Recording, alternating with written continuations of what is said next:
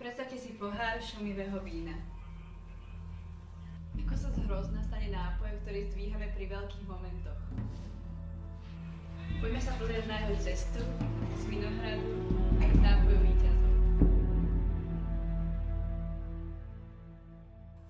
Vysvetlíme si jednoducho, ako vzniká biele víno, ako sa z neho vyrába šumivé víno a aký je rozdiel medzi šumivým a šampanským vínom. Hrozno sa pozbiera a strapce sa očistia od listov a zhnitých častí. Potom sa bobule pomelú na kašu, ktorá sa nazýva rmut. Rmut sa lisuje, aby sa získal mušt. Prvý mušt, ktorý vytečie sám, je jemnejší a volá sa samotok. Následným lisovaním sa získava doťažkový mušt, ktorý obsahuje všetko, čo je potrebné na kvasenie. Vrátane prírodných kvasiniek zo šupiek hrozna, ktoré sú vysoko žiaduce. Mušt sa naleje do veľkých nádob, kde kvasí. Počas kvasenia sa cukor v mušte premieňa na alkohol a vzniká oxid uhličitý. Ideálna teplota je 12 až 15 stupňov Celzia. Práve tu sa začína tvoriť chuť vína. Po kvasení sa víno stáča. To znamená, že sa oddelí od kalov, ktoré klesli na dno nádoby. Potom sa víno nechá odpočívať, aby jeho chuť zjemnila a dozrela. Tradičná metóda výroby šumivého vína, nazývaná aj méthode champenoise, je najstarším a najnáročnejším spôsobom. Poďme sa pozrieť na to, ako sa vyrába. Tyrážny likér je zmes vína, cukru a špeciálnych kvasiniek, ktorá sa pridáva do základného vína. Je to kľúčový krok, pretože zabezpečuje druhotné kvasenie vo fľašiach, pri ktorom vzniká perlenie. Základné víno sa zmieša s tyrážnym likérom.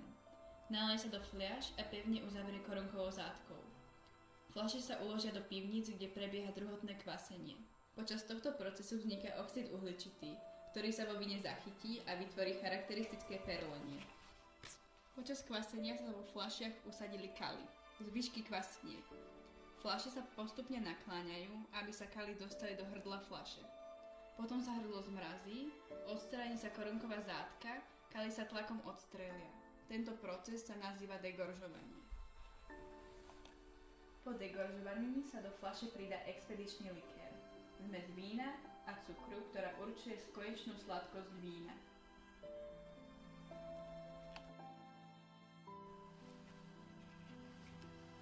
A aký je rozdiel medzi šampanským a šumivým vínom? Šampanské je ako kráľ bubliniek. Pochádza len z oblasti Champagne vo Francúzsku a vyrába sa tradičnou metódou. Šumivé víno môže pochádzať z rôznych kútov sveta a vyrába sa rôznymi metódami. Ponúka širokú škálu štýlov. Šampanské je luxus a šumivé víno je zábava. Toto víno je oveľa viac ako len nápoj. Je to príbeh vášne, práce a tradície. Každá bublinka v pohári šumivého vína pripomína dlhú cestu od vinohradu až po moment, keď ho držíme v rukách. Je to oslava úspechov, veľkých okamihov a radosti zo života. Nech teda každá vaša oslava má tie bublinky, nech je to nápoj víťazov, ktorý spája históriu, umenie a chuť dokonalosti. Na zdravie a na víťazstva.